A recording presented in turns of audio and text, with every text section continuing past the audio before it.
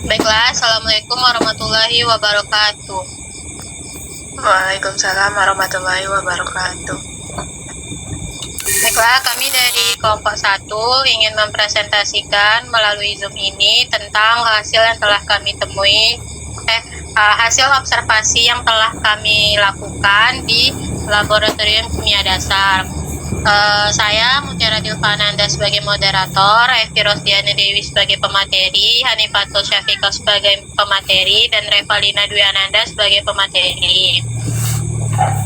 Baiklah, untuk yang pertama, next.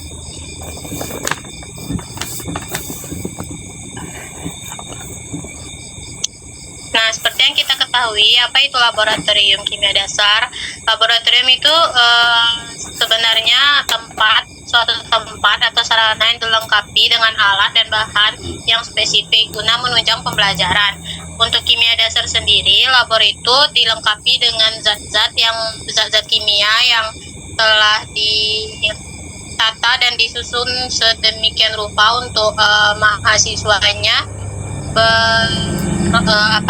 bereksperimen di dalam dan mencobakan praktikum-praktikum yang telah ditentukan. Nah, oke, next.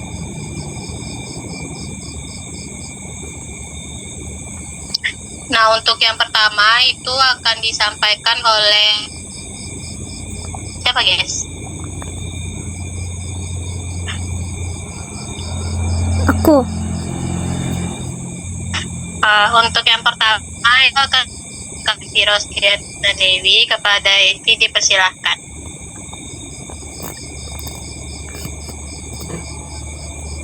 Baiklah, terima kasih kepada moderator. Seperti yang kita ketahui, di dalam laboratorium kimia dasar dapat kita temui yang pertama di sebelah kiri, yaitu lemari asam. Lemari asam digunakan untuk mereaksikan zat-zat bahan kimia yang memiliki sifat asam yang sangat kuat.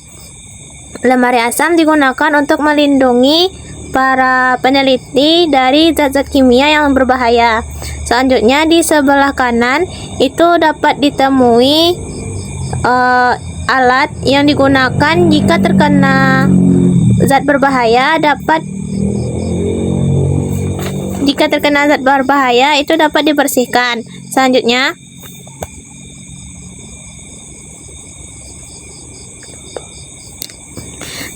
di dalam lab kimia dasar itu dapat ditemui ruangan yang digunakan untuk menyimpan alat dan bahan.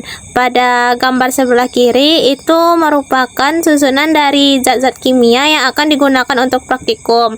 Pada gambar sebelah kanan itu merupakan sedikit dari banyaknya contoh alat-alat yang dapat ditemui di lab kimia dasar, seperti pipet tetes, gelas ukur, tabung Aquades, dan lainnya. Selanjutnya,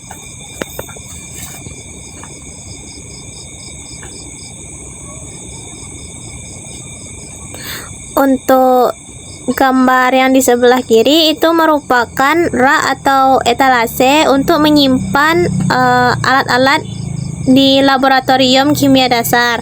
Pada gambar sebelah kanan itu merupakan susunan alat yang akan digunakan para mahasiswa sebelum melakukan praktikum. Selanjutnya,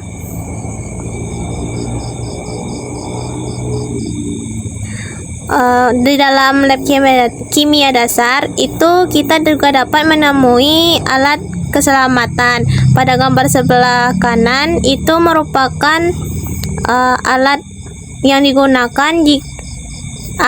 digunakan jika terjadi kecelakaan di dalam lab kimia dasar. Untuk gambar sebelah kiri itu merupakan ruangan dari lab kimia dasar. Kebetulan waktu kami observasi itu ada kelompok mahasiswa yang melakukan praktikum. Selanjutnya,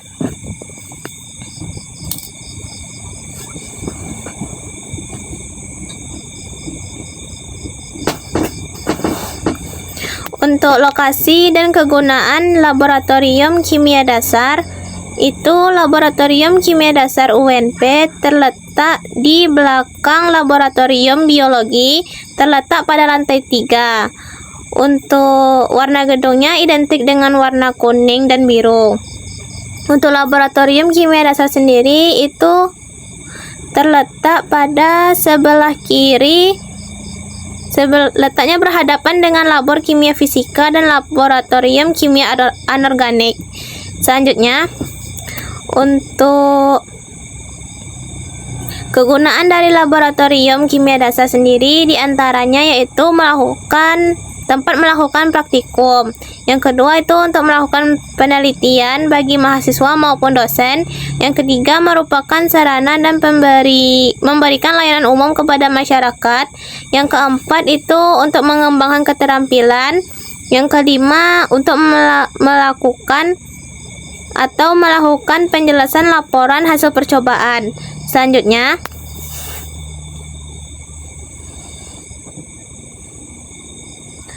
untuk ruangan di laboratorium kimia dasar dapat kita lihat pada sebelah kanan, pada sebelah kiri itu merupakan pintu masuk laboratorium kimia dasar. Untuk di gambar tengah itu merupakan keadaan bagian dalam dari laboratorium kimia dasar. Yang bagian kanan itu merupakan sisi dari lab kimia dasar. Dapat terlihat pada lab kimia dasar itu memiliki ventilasi yang baik. Selanjutnya,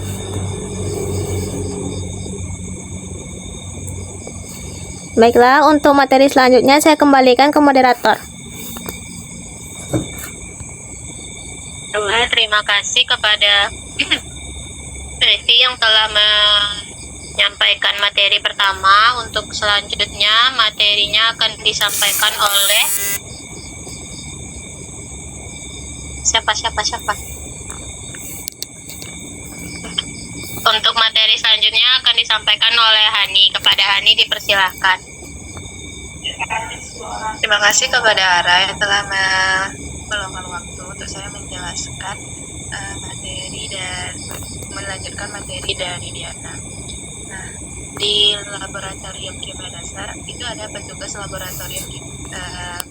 laboratorium kimia dasar. Berikut data-data diri petugas laboratorium kimia dasar Universitas Negeri Padang, yaitu namanya Ibu Fitri Yuranda ST, pendidikan terakhirnya D3 Analisis Kimia, Institut Pertanian Bogor, S1 Teknik Kimia Universitas Jayabaya, instrumen AAS atau Atom Absorption Spektrofotometer, telepon 0812 7022 1864, email fitriyuranda@gmail.com. Lanjut.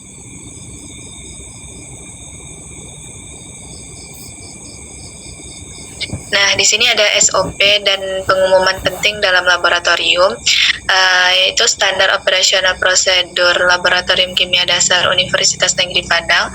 Yang pertama itu harus pemakai mengisi belangko pemakai bahan kimia. Yang kedua, belangko itu ditandatangani pemakai dan harus diketahui oleh dosen dan disetujui oleh Pranata Laboratorium Pendidikan atau PLP.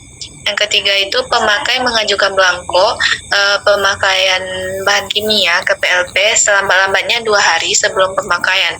Yang keempat, pengambilan bahan kimia di gudang sesuai jumlahnya dengan kebutuhan dan didampingi oleh seorang PLP. Yang kelima, pemakai mengembalikan bahan kimia ke gudang dan menyusunnya pada sesuai abjad dan segera selesai pemakaian dan didampingi oleh PLP. Yang keenam, PLP merekap belangko pemakaian bahan kimia dan memasukkannya ke inventaris zat. Lanjut. Nah, adapun keselamatan kerja di laboratorium, yang pertama itu dilarang keras merokok, makan, dan minum di dalam lab. Yang kedua, selalu gunakan peralatan pengaman kerja seperti goggles, jas laboratorium, masker, dan sepatu tertutup. Yang ketiga, bila kulit terkena bahan kimia, segera cuci dengan air mengalir sebanyak-banyaknya. Yang keempat, bila terjadi kecelakaan yang berkaitan dengan penggunaan bahan kimia, segera laporkan pada asisten atau petugas laboratorium dan meminta pertolongan medis secepatnya. Yang kelima, mengetahui letak tabung pemadam kebakaran dan kotak P3K.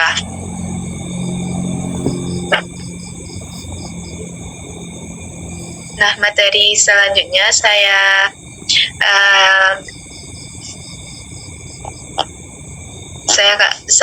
kasih kepada moderator. Saya kembalikan kepada moderator. Baiklah, terima kasih kepada Hani yang sudah menyampaikan materi. Selanjutnya materi akan disampaikan oleh Revalina. Kepada Revalina dipersilahkan. Baiklah, saya akan menjelaskan bagaimana standar laboratorium kimia dasar serta perbandingannya dengan luar negeri, yakni yang di sebelah kanan itu merupakan laboratorium dari Singapura dan yang di sebelah kiri itu laboratorium UNP.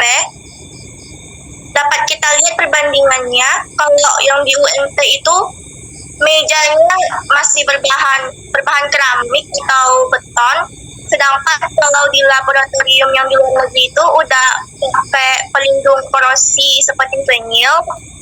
Dan untuk kursinya kalau yang di UNP itu berbahannya kayu, kalau yang di universitas luar negeri itu udah pakai kayak bahan dari kulit dan busa. Teknik penyusunan alat dan bednya itu dibilah apakah layak dipakai atau tidak. Jika iya, maka digabung dengan zat baru, diinput beberapa zat baru dan zat yang lama, baru diletakkan di gudang dan disusun per abjad.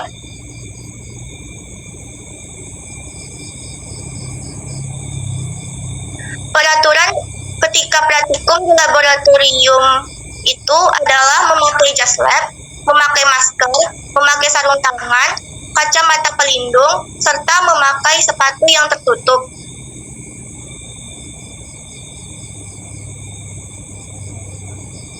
Baiklah, saya kembalikan kepada moderator. Terima kasih kepada Revalina dan terima kasih juga kepada teman-teman yang sudah menjelaskan materi-materinya.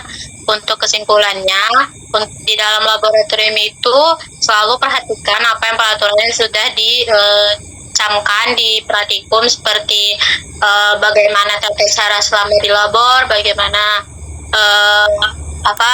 pakaian-pakaian yang harus diperhatikan ketika masuk labor, apa yang harus dilakukan dan apa yang tidak boleh dilakukan.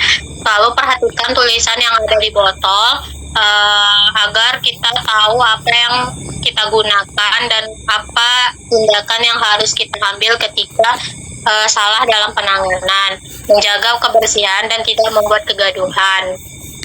Next, saran semua unsur yang terlibat di dalam kegiatan laboratorium itu sangat mempengaruhi hasil pengujian. Di samping penerapan SOP, standar operational prosedur, semua unsur kegiatan laboratorium sudah harus mulai benar-benar diperhatikan oleh manajerial laboratorium kimia dasar agar kenyamanan dan fasilitas dapat terjaga.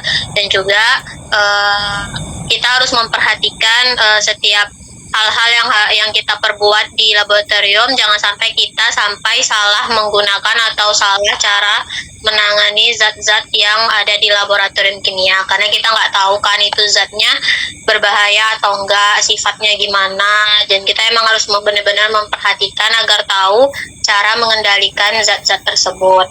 Dan perhatikanlah terus pakaian ketika masuk ke dalam labor, gunakan jas labor, sepatu tertutup, masker, dan kacamata pelindung jika memang benar-benar diharuskan.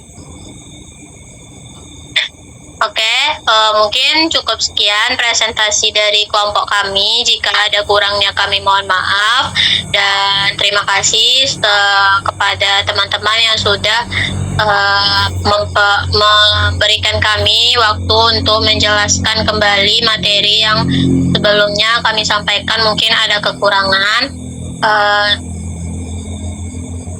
Sekian, saya tutup presentasi pada hari ini. Wabillahi taufiq wal hidayah. Wassalamualaikum warahmatullahi wabarakatuh. Waalaikumsalam warahmatullahi wabarakatuh.